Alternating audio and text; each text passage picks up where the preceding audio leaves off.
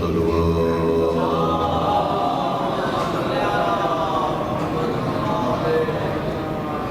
برائے تاجیل ظہور امام زمانہ بلند تر الصلوات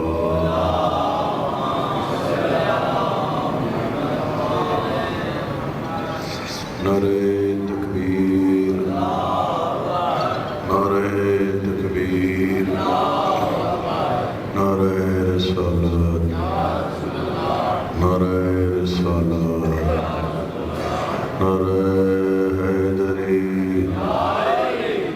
نعرہ حیدری حسینیات حسینیات یزیدیات یزیدیات پر محمد والے محمد صلوات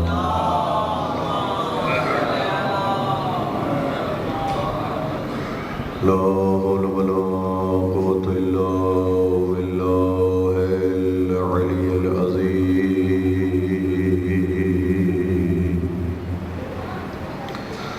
بسم الله الرحمن الرحيم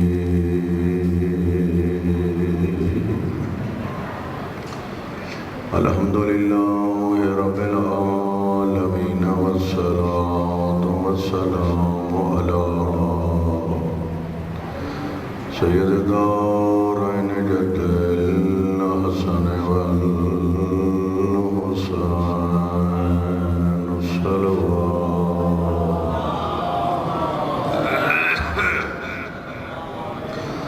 شمس بین القمرین ہادینا وہادی ثقلین شفیع ذنوبنا وطبیب قلوبنا ابی القاسم محمد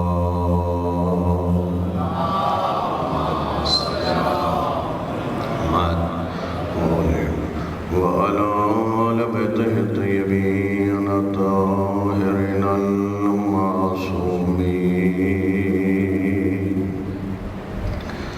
المنتخبین المنتجبین المظلومین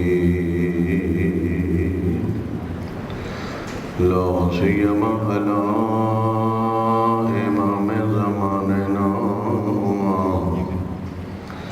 الحجۃ ابن الحسن العسکری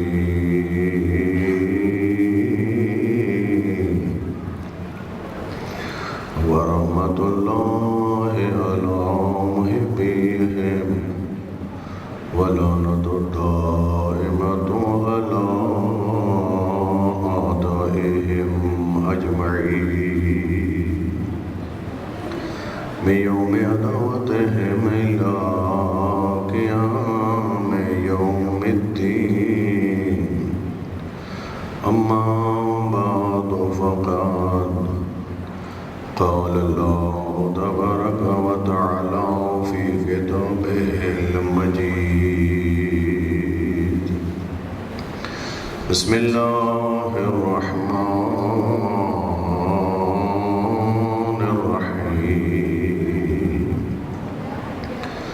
انما یرید اللہ لیذہب عنکم الرجس اہل البیت ویطہرکم تطہیرا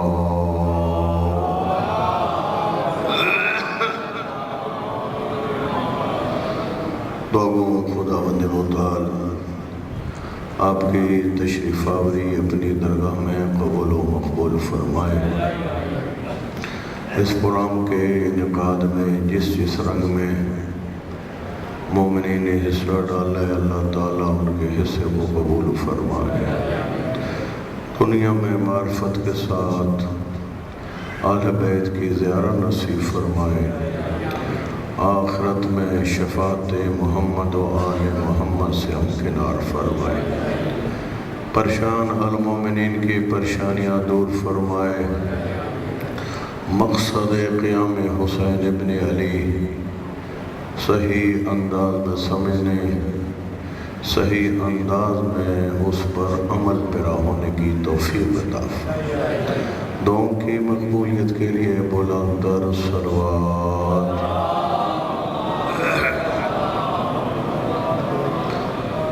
ارشاد رب العزت ہو رہا ہے انما یرید اللہ لیذھب عنکم الرجس اہل البیت، بس اور بس ارادہ پروردگار یہ ہے اللہ آپ سے رجس کو دور رکھے، اے اہل بیت، وَيُطَہِّرَکُمْ تطہیرا، اور آپ کو اس طرح پاک رکھے جس طرح پاک رکھنے کا حق ہے۔ یہ ظاہری معنی ہے آیہ مجیدہ کے۔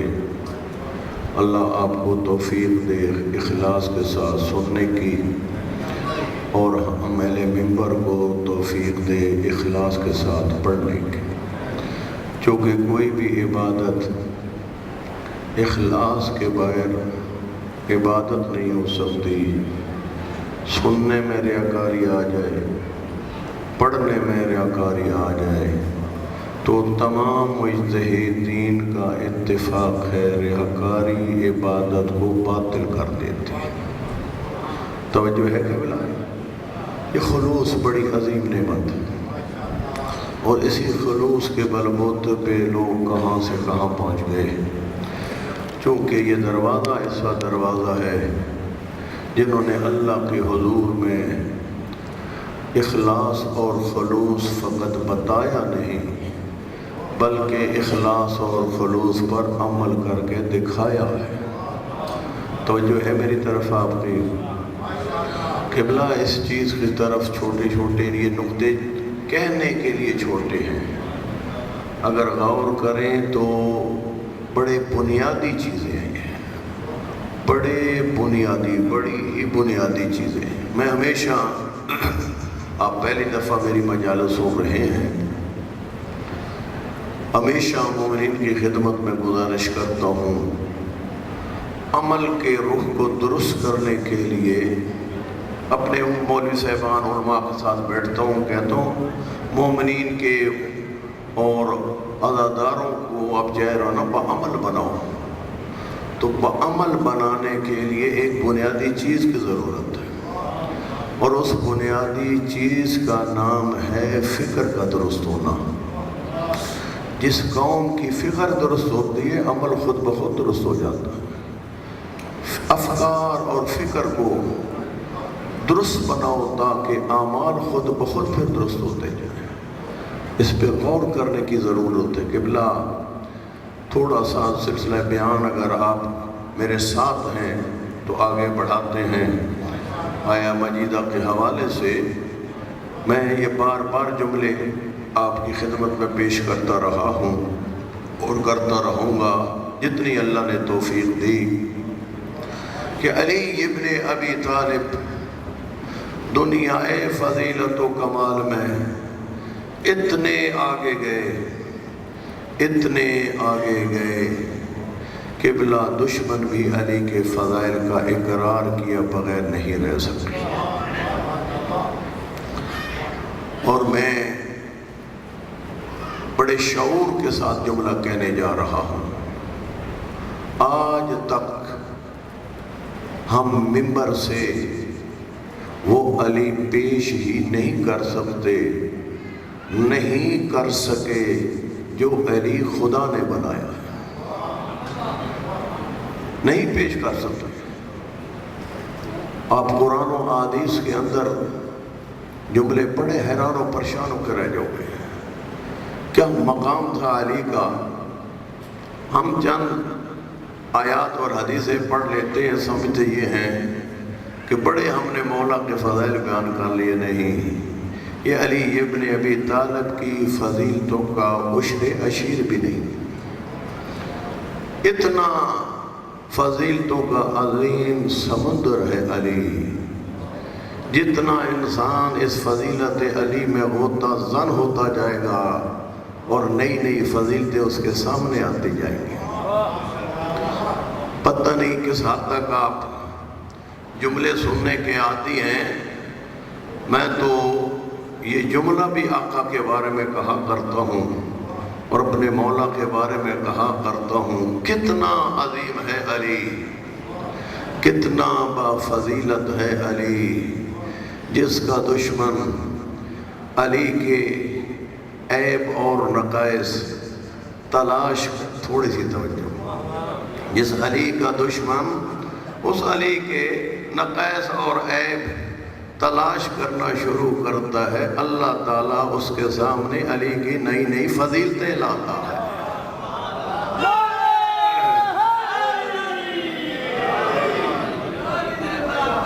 اور اللہ کے بندو، تم جو سامعین ہو نا، یہ سامعین کچھ ہمیں حوصلے دو، ہم آپ کو وہ علی پیش کریں، روایتی انداز سے مجلسوں کو نکال کر درست محمد و آل محمد، لفظ درست سمجھ رہے ہو نا، درست محمد و آل محمد کے فضائل بھی سنائیں، اور فقط فضائل پہ نہ رکیں، پھر ان کی تعلیمات بھی بتلائیں۔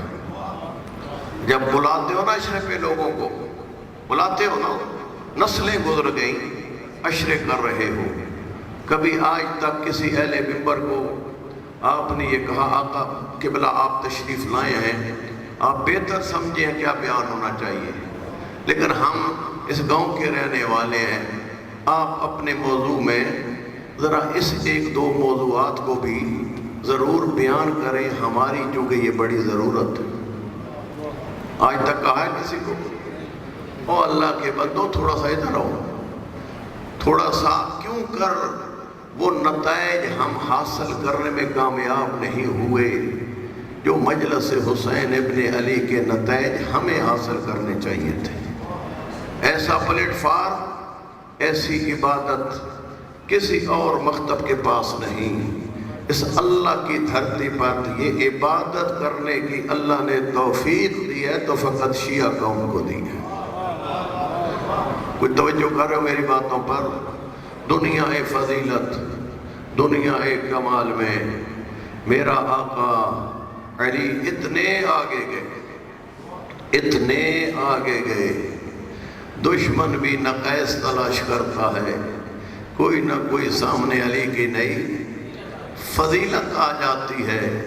میں اگلا جملہ ذرا سماعت فرمائیں، دنیا تخت لینے میں کامیاب ہوئی، دنیا تاج خلافت لینے میں کامیاب ہوئی، لیکن اس ممبر کے تقاضے پورے کرنے میں کامیاب نہیں۔ پتہ نہیں آپ کیا سن رہے ہیں، میں کیا کہہ رہا ہوں؟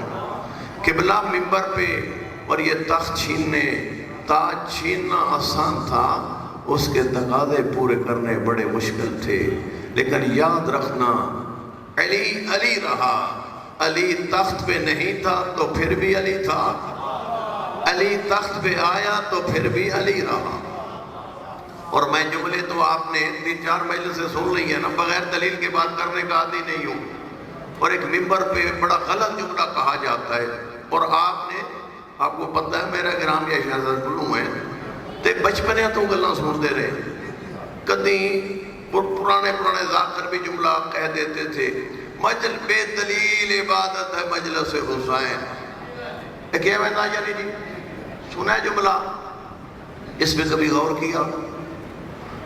بے دلیل مجلس حسین نہیں، ہمارے پاس مجلس حسین کے عبادت ہونے کی قرآنی دلیل بھی موجود ہے، حدیث کے اندر بھی دلیل موجود ہے۔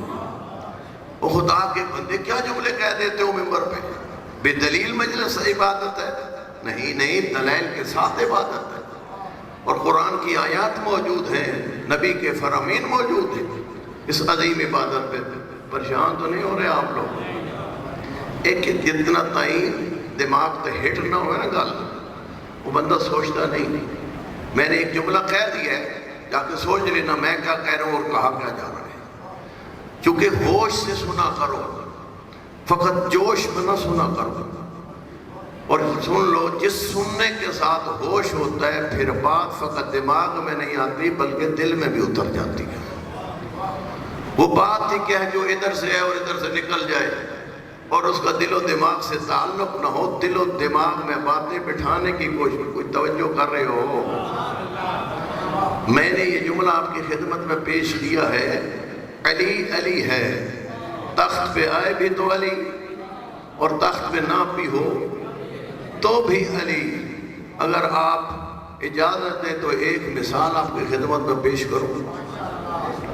تاریخ کہتے ہیں نبی دنیا سے اٹھ گئے، نبی پاک دنیا سے اٹھ گئے۔ علماء یہود کو خبر ہوئی کہ مسلمانوں کا نبی دنیا سے اٹھ گیا ہے، ہم میدان کارزاں میں تو شکست کھا گئے مسلمانوں سے، اب میدان علم کی محفل سجاتے ہیں۔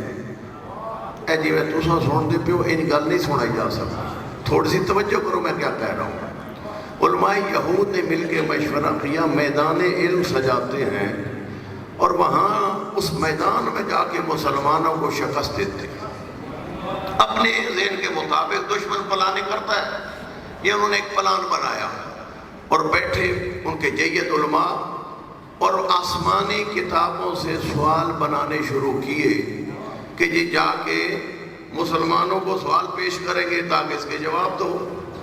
تو تھوڑا پتہ نہ کئی گزریاں قوماں دے وچ کوئی ہیکا سمجھدار نکل آنا، انجی ہے یا نہیں کہ بلا؟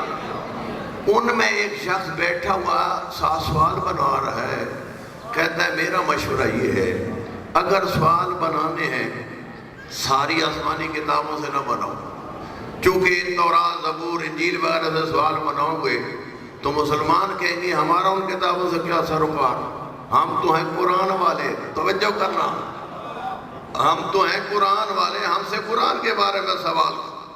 میرا مشورہ ہے سوال بنانے ہیں تو قرآن سے بناؤ، سوال بنانے ہیں تو کس سے بناؤ؟ قرآن مجید سے بناؤ۔ تو ایک جملہ ذہن میں رکھنا، اس قرآن کو مختلف رنگوں میں لوگوں نے اس کی ورگردانی کی ہے۔ کچھ نے عبادت سمجھ کر، میں جملہ پتہ نہیں کیا کہہ رہا ہوں آپ کیا سن رہے ہیں، اس قرآن کو دو رنگ کے لوگوں نے کھولا ہے۔ کچھ نے اپنی ہدایت لینے کے لیے، کچھ نے اپنی عبادت کرنے کے لیے، اور کچھ نے اسی قرآن کو کھولا ہے اپنی سیاست چمکانے کے لیے۔ اور انہی میں سے وہ بھی تھے جنہوں نے قرآن کو تلاوت کے بجائے نیزوں پہ بھی اٹھایا۔ لیکن الحمدللہ تمہارا تعلق ان سے ہے جو تلاوت کرتے تھے عبادت کے لیے، نیزوں پہ اٹھانے والے اور ہیں، اور نیزوں پہ جا کر قرآن کی تلاوت کرنے والے اور ہیں۔ توجہ فرمائیے کہ بلا تاریخ کے زینوں میں جملے ملتے ہیں۔ یہودیوں نے بھی اپنی سازش کو میں کامیاب ہونے کے لیے اور برگردانی کی، صفوں پہ صفے الٹ رہے ہیں۔ تو یہ عبادت کے لیے تھا، سازش کے لیے تھا، سیاست کے لیے تھا، اپنا ظہری دبدبا جمانے کے لیے تھا۔ اور قرآن کے اوراق برگردانی کرتے کرتے ایک آیت پہ آ کے رک گئے، سوال جو بنانے تھے۔ اور آیت سورہ زخرف کی یہ آیت چھوٹی سی آیت، وَاسْأَلْ مَنْ أَرْسَلْنَا مِنْ قَبْلِكَ مِنْ رُسُلِنَا، یہ چھوٹی سی آیت ہے قرآن کی۔ توجہ تو ہے میری طرف، میں آپ سے کوئی تلاوت نہیں کروں گا، کوئی سوال نہیں کروں گا، آپ بولتے رہیں۔ مجھے اپنی قوم کا حال پتہ ہے، کون سا ان سے سوال کرنا ہے کون سا نہیں کرنا۔ تھوڑی سی میری طرف توجہ رکھو۔ وَاسْأَلْ مَنْ أَرْسَلْنَا مِنْ قَبْلِكَ مِنْ رُسُلِنَا، اس میں اللہ خطاب کر رہا ہے پاک نبی کو، اے میرا حبیب کر سوال ان سے جن کو میں نے تم سے پہلے نبی بنا کے بھیجا ہے۔ توجہ فرما رہے کہ بلا وَاسْأَلْ مَنْ أَرْسَلْنَا مِنْ قَبْلِكَ مِنْ رُسُلِنَا، اے میرا حبیب کر سوال کس سے؟ مَنْ أَرْسَلْنَا مِنْ قَبْلِكَ، تو اس سے پہلے جن کو ہم نے رسول بنا کے بھیجا۔ یہودیوں نے کہا کمال کی آیت آ گئی ہے، لکھو جی سوال۔ ایک کی ڈیوٹی تھی سوال لکھنے کی، کچھ کی تھی سوال بنانے کی۔ یہ آپ کو پتہ ہے تقسیم کار بھی بڑا کرامت ہوتا ہے، اور یہ یاد رکھو کوئی کام ہمارے ہوتے ہیں، کوئی کام آپ کے ہوتے ہیں۔ آپ اپنے کام کریں، ہم اپنا کام کریں، تو اس صورت میں عبادت آگے بڑھ سکتی ہے۔ سنیے جملہ، کہا جی پہلا سوال لکھیں۔ یہاں پہ ان کے بقول، وہ تو قرآن کو مانتے نہیں تھے، ان کے بقول، مسلمانوں کے بقول اللہ خطاب کرتا ہے نبی کو، ان مسلمانوں سے پوچھو کہ تمہارے نبی نے اس آیت پہ عمل کیا ہے یا نہیں کیا؟ تمہارے نبی نے اس آیت پہ عمل کیا ہے یا نہیں کیا؟ اگر کہیں مسلمان عمل نہیں کیا تو کہیں ہم اس کو نبی کس طرح مان سکتے ہیں جو اللہ کے حکم کی تعمیل نہیں کرتا؟ بات وہیں ختم۔ اگر مسلمان کہتے ہیں جی عمل کیا ہے تو پھر ان سے پوچھو اگر اس آیت پہ عمل کیا ہے، اللہ کہہ رہا ہے پاک محمد کو کر سوال، اور کن سے سوال کرنے ہیں حضور؟ پہلے نبیوں سے۔ تو پوچھو ان مسلمانوں سے، او مسلمانوں بتاؤ اس آیت کی روشنی میں تمہارے نبی کا سوال کیا تھا، تمام نبیوں کا جواب کیا تھا، اور وہ جگہ کون سی تھی اور وہ مقام کون سا تھا؟ اے پنجابی جاسیاں نے موضوع جڑ گیا جی، جنہوں نے نا پیڑ جڑ گیا جی، سوال تو ان کو مل گئے کہ تمہارے نبی کا سوال کیا تھا، تمام نبیوں کا جواب کیا تھا، اور وہ جگہ کون سی تھی اور وہ مقام کون سا تھا؟ ایک اور سمجھدار وہاں ہی تھا، اس نے کہا اسی بھی بات ختم ہے، کوئی اور آیت ڈھونڈنے کی زور زامن نہ کرو، ہے جی، نہ انہوں نے نبی کا سوال بتا سکنا ہے، نہ پہلے نبیوں کا جواب، کیونکہ سارے نبی پاک محمد کے دور میں کہاں تھے، نہ ان نبیوں کا جواب بتا سکیں گے، نہ جگہ بتا سکیں گے، نہ مقام۔ ہماری فتح یقینی ہے، یہ پتہ ہے نا، لوگ بزعم خویش اپنے ذہنوں کو مطابق اپنی جیت بنا کے بیٹھے ہوئے ہوتے ہیں، ان کو علم نہیں ہوتا مد مقابل کتنا قوی ہے۔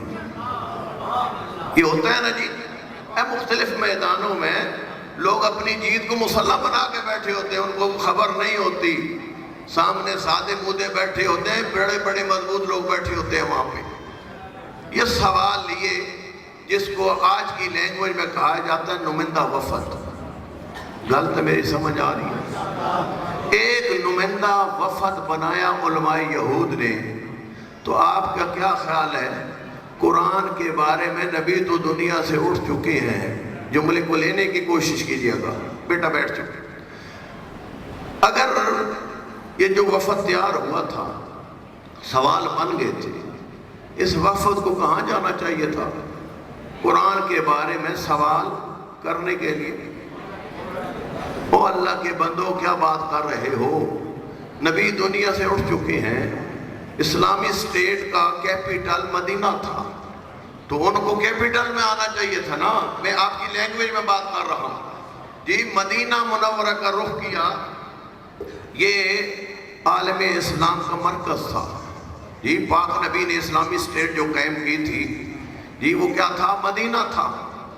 یہ علماء یہود کا وفد چلا اور مدینہ کے قریب پہنچا، اور مدینہ میں انہوں نے قدم رکھا، اور میں تاریخ پڑھ کر یہ جملہ کہا کرتا ہوں کہ مدینے کے ایک شریف سے ملاقات ہوئی۔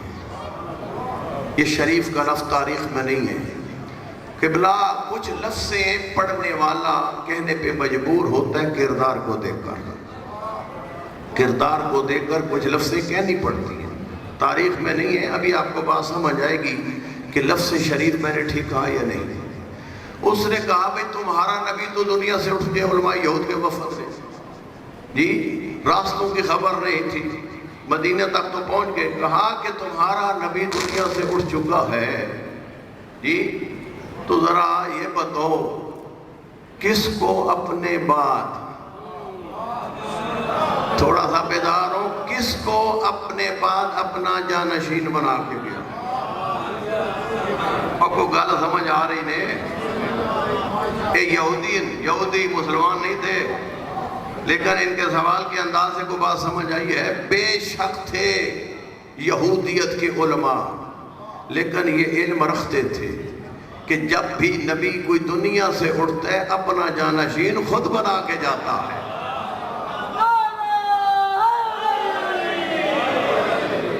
تھوڑے تھوڑے ذہن میرے ساتھ ملاؤ جی. میں تھوڑا سا آپ مجھے سننے کے 3-4 میل سے ہو گئی ہیں، میرا خیال انداز سمجھ آ گیا ہوگا کس انداز سے میں جملہ کہنے کا عادی ہوں اور کس انداز سے آپ لینے کے عادی ہیں پرانے عزاداروں. تھوڑا میرے ساتھ چلو، کیونکہ ہمیں اس ممبر پہ گفتگو اصلی حق و حقیقت بھی بیان کرنی ہوتی ہے، اور آپ کو بھی بچانا ہوتا ہے، اپنے آپ کو بھی بچانا ہوتا ہے، اور مکتب کا بھی تحفظ کرنا ہوتا ہے. ٹھیک ہے نا جی. زیر کی اسی چیز کا نام ہے. کہا گیا آپ کے قائدین کو، سن لو جملہ، اس سرزمین پاکستان پر آپ کے قائدین کو کہا گیا تم یہاں پہ جو اذانیں دیتے ہو نا، اذانیں تم عراق اور ایران والی دیا کرو، جو عراق کے شیعہ دیتے ہیں، جو ایران کے شیعہ دیتے ہیں، کیونکہ تمہارا مرکز مجتہدین مراجع عراق میں ہے یا قم میں، تو لہذا وہاں اذان دی جاتی ہے اشہد ان علی ولی اللہ، اور دوسری دی جاتی ہے، دوسری شہادت پھر جب دیتے ہیں مولا اشہد ان علی حجت اللہ. لیکن ماشاءاللہ تو انہا اپنی ولایت پتا جی 2 لینا مولا دے القاب جڑا سے بیان کر دیا، اور آخر میں ہمارا موذن کہتا ہے وَخَلِيفَتُهُ بِلَا فَصْلٍ. جی کہنے والوں نے کہا، کہنے والوں نے، بات تو اسی طرح کرنی چاہیے نا، آپ کو بھی سمجھ آ رہی ہے. کہنے والوں نے یہ جی سارا مسئلہ پاکستان میں یہ خلیفۃ بلا فصل کا ہے جی، لہذا اس کو نکال دے اور اشہد ان علی ولی اللہ کہیں، اشہد ان علی حجت اللہ کہیں. تو آپ قوم کی نمائندگی میں بزرگ علماء نے ڈٹ کے جواب دیا. تم کہتے ہو پورا کلمہ خلیفۃ بلا فصل ہم اذان سے نکال لیں. یہ شیعہ قوم پاکستان میں کٹ تو سکتی ہے، اپنی اذان میں ایک کلمہ بھی کم نہیں کر سکتی.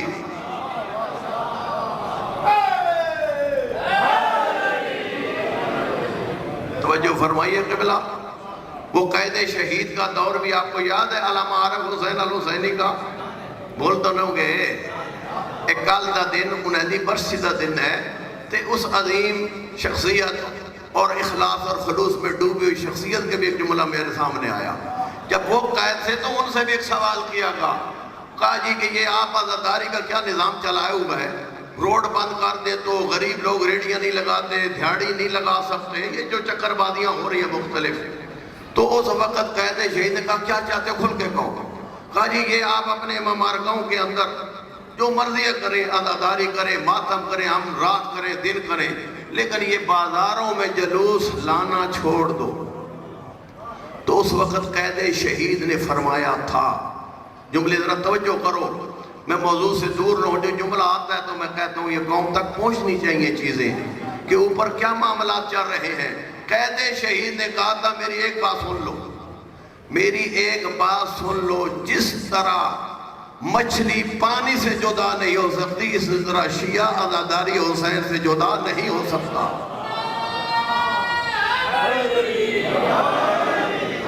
قبلہ میری گل سمجھ آ رہی ہے؟ الحمدللہ اے لوگ نا جی، اے جی ساجد نقوی گروپ تے، اے قبلہ حامد موسوی گروپ تے، چکر بازیاں جڑیاں چل رہی ہیں، او خدا دے بندے نے چکرن چھوڑو. حامد موسوی بھی اولاد بطول ہے، ساجد نقوی بھی اولاد بطول ہے. حامد موسوی صاحب بھی مرتے دم تک کہتے رہے عزاداری پہ ہماری جانیں قربان ہے. ساجد نقوی بھی کہتا ہے ہماری عزاداری حسین ابن علی پر. ایک جملہ انہوں نے فرمایا تھا کہ سنو عزاداری حسین یہ ہماری عظیم عبادت ہے، اور اس عبادت کو بچانے کے لیے مجھے پوری قوم کو کٹوانا پڑے میں کٹوا دوں گا، عزاداری سے ایک انچ پیچھے نہیں ہٹوں گا. یہ سارے علماء، سارے کچھ بزرگان مجتہدین، کچھ معاملات ہیں آپ کو بھی پتہ ہے مجھے بھی پتہ ہے، ورنہ ان بزرگوں کا اس حوالے سے موقع پڑا دو ٹوک ہے، دو بڑا واضح ہے. تھوڑا سا چھوٹی چھوٹی باتوں پہ آپس میں اختلاف نہ کرو. یہ دشمن یہی چاہتا ہے ان کو ٹکڑیوں میں تقسیم کرو اور ان کو کمزور کرو، اور پھر اپنے اہداف میں کامیاب ہو جاتے ہیں. خدا را ایک نقطے پہ جمع ہو جاؤ، اور وہ نقطہ ہے علی ولی اللہ. قبلہ میرا جملہ سنیے. علماء یہود نے کہا ذرا یہ بتاؤ، تو جو ہے میری طرف علماء یہود نے کہا ذرا یہ بتاؤ تمہارا نبی جو دنیا سے اٹھ گیا کس کو اپنا جانشین بنا کے گیا؟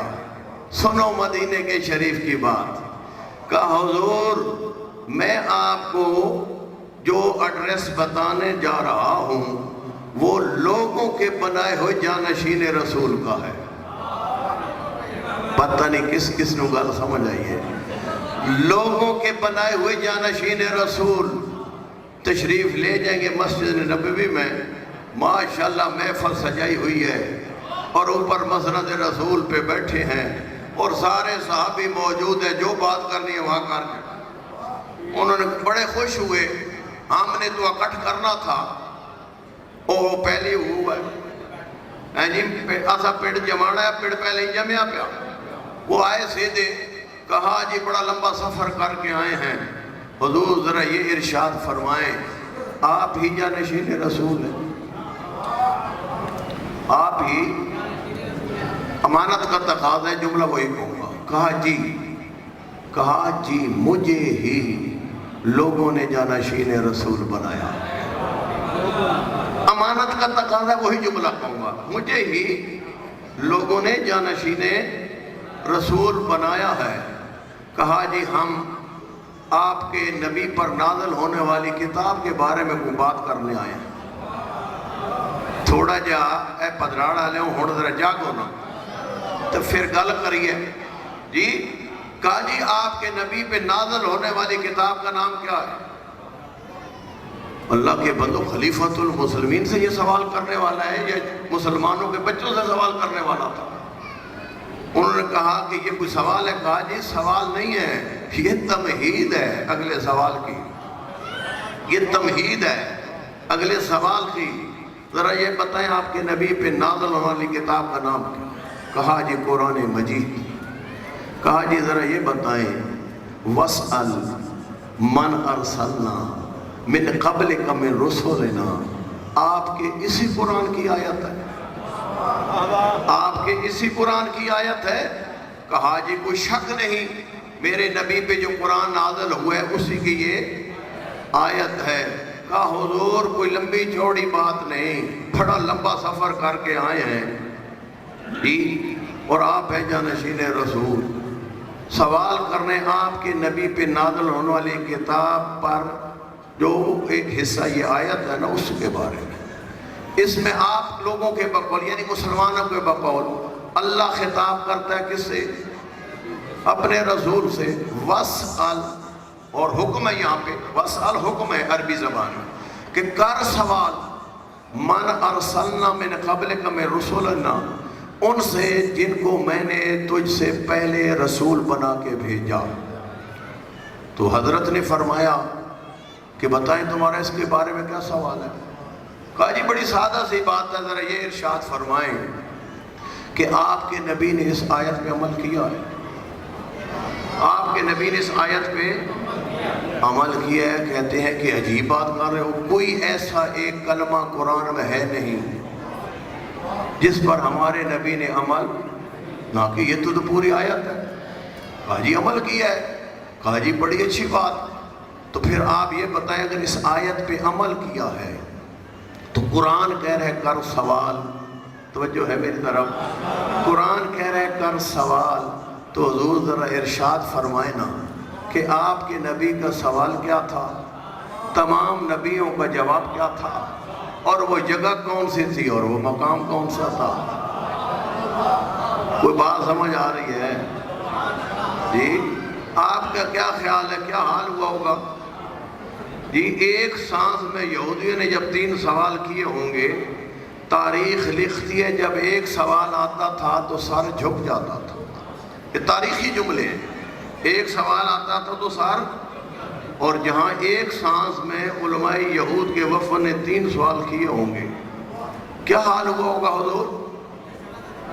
کہتے ہیں آپ نے سر جھکایا، تھوڑی دیر کے بعد سر کو اٹھایا، تھوڑی سی توجہ کریں گے، سر جھکایا، تھوڑی دیر کے بعد سر کو اٹھایا، سر اٹھا کے ارشاد فرماتے ہیں فوراً ان علماء یہود کے سر قلم کر دو،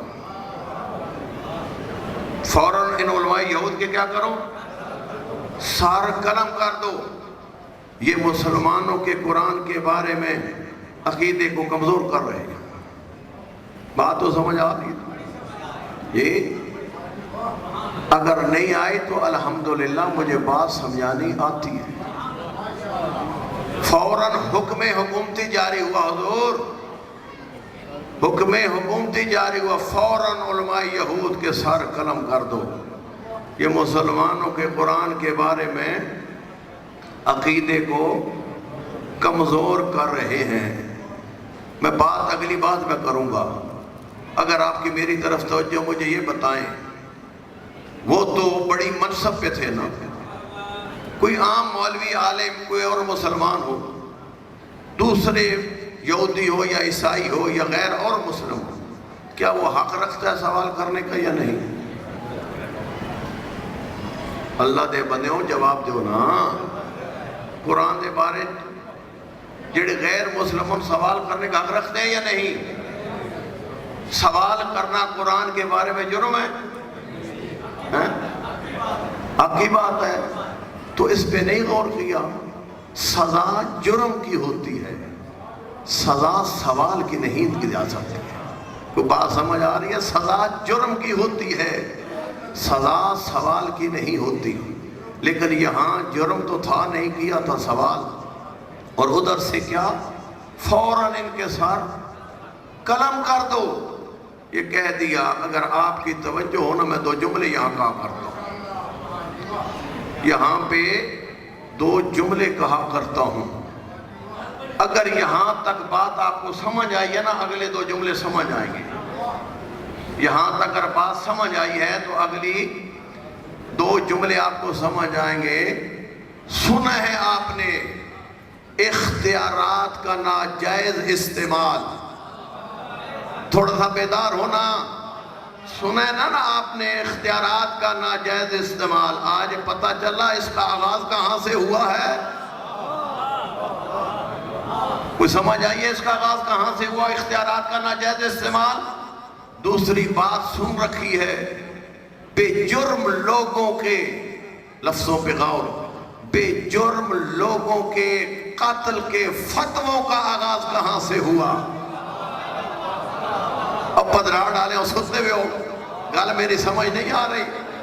بے جرم لوگوں کے قتل کے فتووں کا آغاز کہاں سے ہوا؟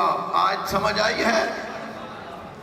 لیکن یاد رکھ لو، طول تاریخ میں ناجائز اختیار کے استعمال کے سامنے یا علی کھڑا ہوا ہے یا اولاد علی کھڑی ہوئی ہے۔ تاریخ کے سینوں میں، تاریخ کے سینوں میں جملے محفوظ ہیں۔ اسی دربار میں بیٹھا تھا ابن عباس، ابن عباس اٹھے اور صاحب مسند کو خطاب کر کے کہتے ہیں، یہ اختیارات کا جو ناجائز استعمال کر رہا ہے، اس کا اثر تجھے معلوم ہے کیا ہوگا؟ علماء یہود کے سر قلم ہو جائیں گے، لیکن پوری عالم یہودیت میں یہ بات مشہور ہو جائے گی، ہمارے علماء لے کے گئے تھے قرآن کے بارے میں سوال، مسلمانوں کو جواب آیا نہیں، ہمارے علماء کے سر قلم کر دیے۔ ذرا بیدار ہونا۔ صاحب مسند کہتا ہے، اے ابن عباس بتا پھر ان سوالوں کا جواب کون دے گا؟ ذرا یہ بتا، اے ابن عباس ذرا بتا تیرے سوالوں، اس سوالوں کا جواب کون دے گا؟ تو یہی تاریخ نے جملہ لکھا، دربار خلافت میں جھوم کر ابن عباس نے کہا، اس بات کا تجھے بھی علم ہے، مجھے بھی علم ہے، اس بات کا تجھے بھی علم ہے، مجھے بھی علم ہے۔ علم کی گتھیوں کو سلجھانا اللہ نے کس کے ید اللہ ہاتھ میں رکھا ہے، کس کے ہاتھ میں رکھا ہے؟ تاریخ کہتی ہے بھیجا گیا علماء یہود کے وفد کو، آگے تاریخ میں جملہ ہے نہیں، میں اپنے پاس سے کہہ نہیں سکتا، بھیجا کسی فرد کو ساتھ، اور کیا کہا صاحب مسند نے؟ کہا لے جو ان کو علی کے دروازے پر،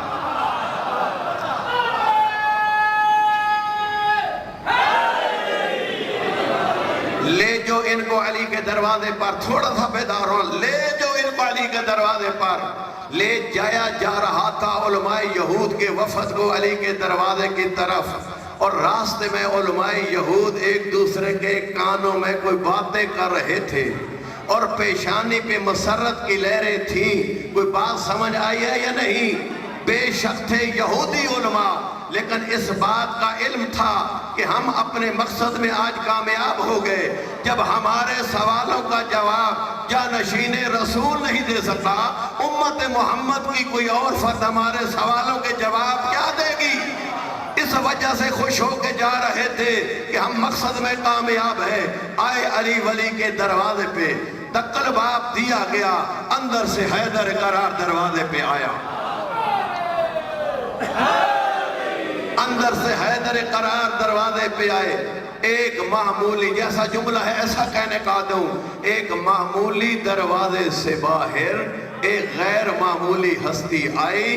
ذرا بیدار ہونا، علماء یہود کو کہا گیا کرو سوال، علماء یہود کو کہا گیا کرو سوال۔ حیدر قرار نے فرمایا او یہودیو خاموش، حیدر قرار نے فرمایا او یہودیو خاموش، اب تم آگے ہو اس کے دروازے پر۔ میری طرف توجہ، میری طرف توجہ۔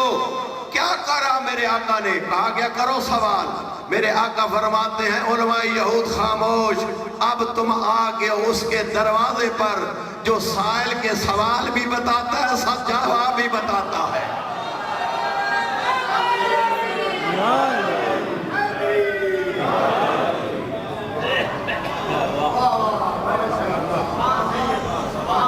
کوئی توجہ ہے؟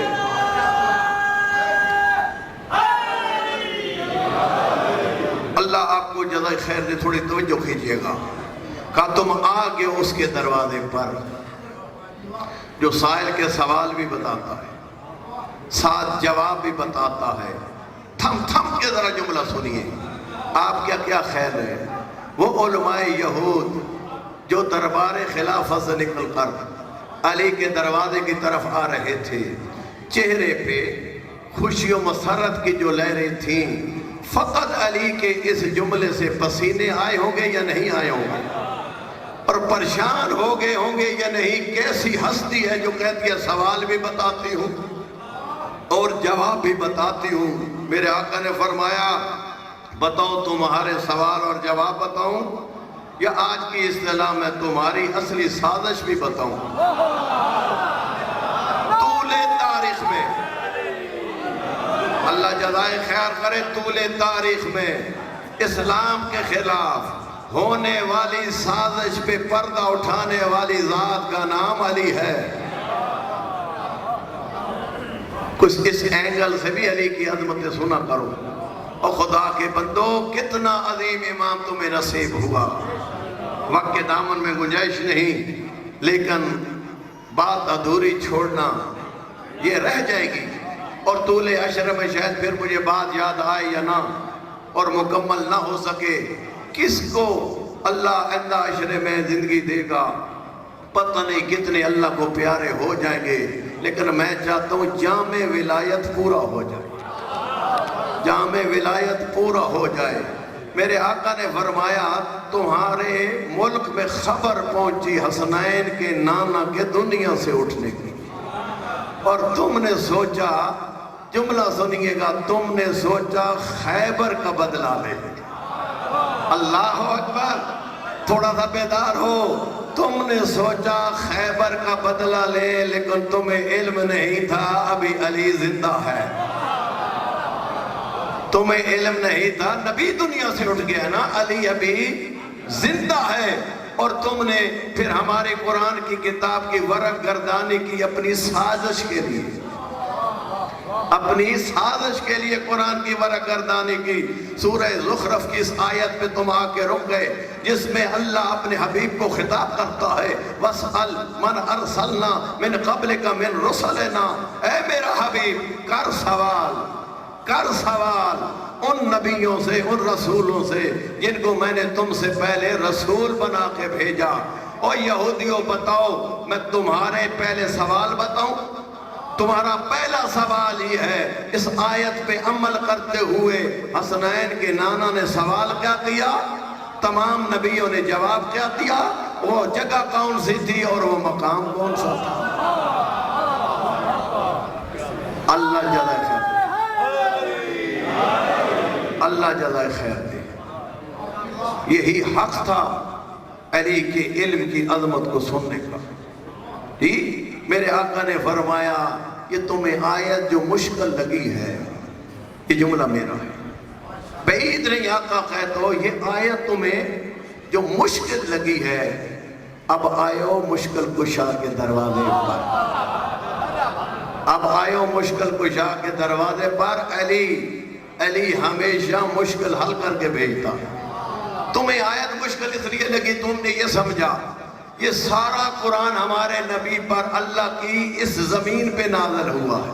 سنو جملہ، نہیں، قرآن کا کچھ حصہ اللہ نے اپنے حبیب کو بلایا تھا معراج پر، سفر معراج جاری تھا، براق کی سواری تھی، حسنین کا نانا تھا، سفر جاری تھا، اتنے میں حکم پروردگار ہوا، اے محمد مصطفیٰ، اے حبیب کبریا، ذرا اپنی براق کو روک اور یہاں پہ براق سے اتر، یہاں نماز جماعت ہوگی، یہاں نماز جماعت ہوگی۔ تمام نبیوں کی حسرت ہے پوری زندگی میں ایک سجدہ، اے ہمارے پروردگار تجھے کرے لیکن محمد مصطفیٰ کی اقتداء میں کرے۔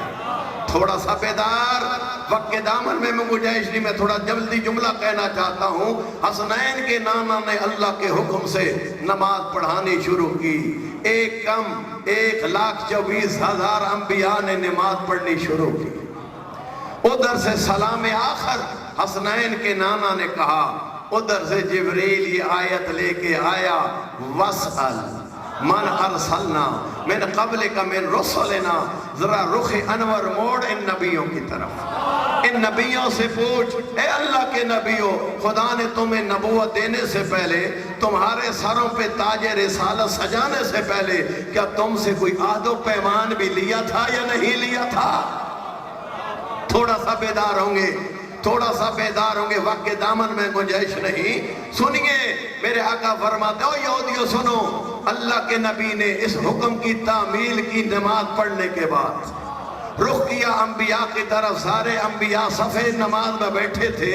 میرے آقا نے کہا، نبیو ذرا یہ بتاؤ، اللہ نے تمہیں نبوت اور رسالت کے جو تاج دیے ہیں، یہ تاج دینے سے پہلے کوئی تم سے عہد و پیمان لیا تھا یا نہیں لیا تھا؟ میرے آقا فرماتے ہیں 1,24,000 انبیاء نے ایک زبان ہو کے حسنین کے نانا کو کہا، جب تک اللہ نے ہم سے 3 عہد نہیں لیے، اس وقت تک نہ ہمیں تاج نبوت دیا ہے نہ تاج رسالت دیا ہے۔ سب سے پہلے الاقرار بتوحید ہی، سب سے پہلے ہم سے اقرار لیا کہ وہ وحدہ لا شریک ہے، والاقرار بنبوت محمد، جب تک محمد مصطفیٰ کے آخری نبی کا پیدار ہونا، جب تک محمد مصطفیٰ کے آخری نبی ہونے کا ہم سے اقرار لیا نہیں، اس وقت تک ہمارے سروں پہ تاج نبوت اور رسالت سجایا نہیں۔ میرے آقا کہتے ہیں علماء یہود، والاقرار بولایت علی ابن ابی طالب،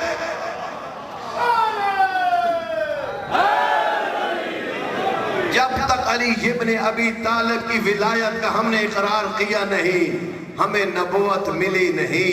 میرے آقا فرماتے ہیں حسنین کا نانا جس کی نبوت کا اقرار کر کے نبی درجہ نبوت پہ پہنچے، وہ نبی دنیا سے اٹھ گیا ہے، اور جس کی ولایت کا اقرار کر کے درجہ نبوت پہ گئے، وہ علی تمہارے سامنے کھڑا ہے۔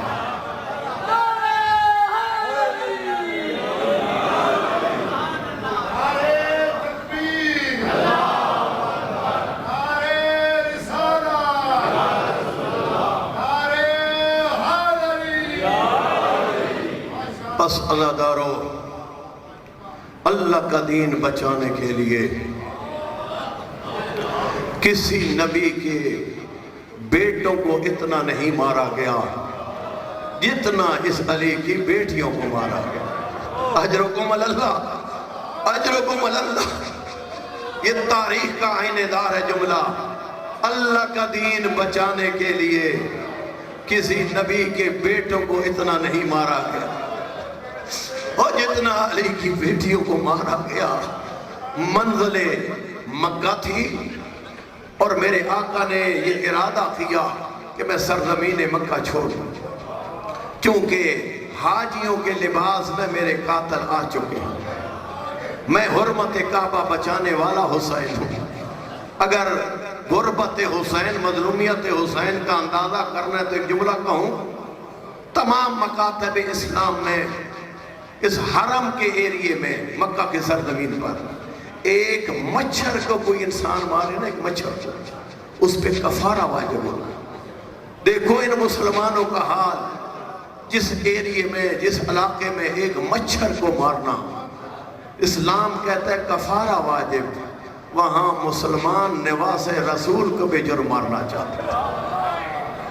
دنیا آ رہی تھی حج کرنے کے لیے، بطول کا چاند جا رہا تھا حج کو بچانے کے لیے۔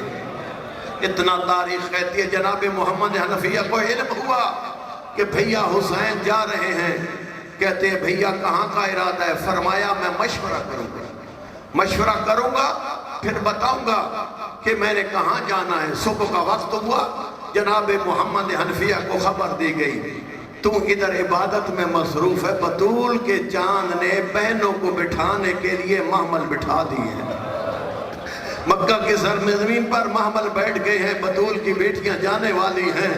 بھاگتا ہوا محمد حنفیہ آیا، کہتا ہے آقا آپ نے تو فرمایا تھا میں مشورہ کروں گا۔ میرا آقا رو کے کہتا ہے جو مشورہ کرنا تھا وہ رات کو ہو گیا، جو مشورہ کرنا تھا وہ رات کو ہو گیا۔ حضرت محمد حنفیہ کہتے ہیں آقا کس سے مشورہ؟ کون سا مشورہ؟ فرماتے ہیں محمد حنفیہ رات کو مجھے اونگ آئی، خواب میں نانا آیا، خواب کو میں نانا آیا اور نانا کہتا شاء اللہ اے یراقا قتیلا، میرے اللہ کا دین نہیں بچتا جب تک تم اپنا اکبر نہیں دے گا، جب تک عباس نہیں دے گا، جب تک اپنی جان نشاور نہیں کرے گا۔ غیرت بنی ہاشم، جملہ سنو، یہ جملہ آپ نے کم سنا، یہ مقتل پڑھ رہا ہوں۔ مقتل کہتی ہے غیرت بنی ہاشم میں ڈوب کر محمد حنفیہ نے کہا بھیا آپ مرنے جا رہے ہیں، شہید ہونے جا رہے ہیں؟ کہا پھر میری پردہ دار بہنیں میرے ساتھ بھیج، میں مدینہ لے جاتا ہوں۔ علامہ نقل کا جملہ ہے کہ محمل میں بیٹھی تھی علی کی بیٹی، دل ہی دل میں کہتی تھی محمد حنفیہ بھلا میں کیا حسین کے بغیر زندہ رہ سکتی ہوں؟ کیا میں حسین کے بغیر زندہ رہ سکتی ہوں؟ اتنے میں محمد حنفیہ کو میرے آقا حسین کہتے ہیں نانا نے ایک اور بھی بات کی ہے، فرمایا شاء اللہ اے یراہن سبایا، اللہ کہتا ہے میرا دین نہیں بچتا جب تک زینب کے ہاتھوں میں رسن، جب تک زینب کے ہاتھوں میں رسن نہ آئے میرا دین نہیں بچتا۔ یہ جملہ ہے مقتل کا، میں اپنے پاس سے جملہ نہیں کہہ رہا۔ غیرت بنی ہاشم میں ڈوب کر جب یہ خبر سنی نا زینب کے ہاتھوں میں رسن آئے، غش کر کے گرا محمد حنفیہ، غش کر کے گرا محمد حنفیہ۔ اگر اجازت دے تو کہوں جملہ، میں کہتا ہوں محمد حنفیہ تو حق رکھتا ہے، غش کر کے گرے کیونکہ تجھے علم ہے زینب ہے کون، اس کا تجھے علم ہے زینب ہے کون۔ لیکن آقا میرا ایک سوال ہے، تو آج نہ سن سکا زینب کے ہاتھوں میں رسن آئے، ذرا یہ بتا کیا حال ہوگا سید سجاد کا جب بازار کوفہ تھا اور اوپر سے علی کی بیٹی ماما سے یہ کہتی تھی، ذرا سینوں پہ ہاتھ رکھو، میں جملہ کہتا ہوں، ذرا سینوں پہ ہاتھ رکھو، اپنی پریشانیاں یاد کرو۔ علی کی بیٹی کہتی تھی سجاد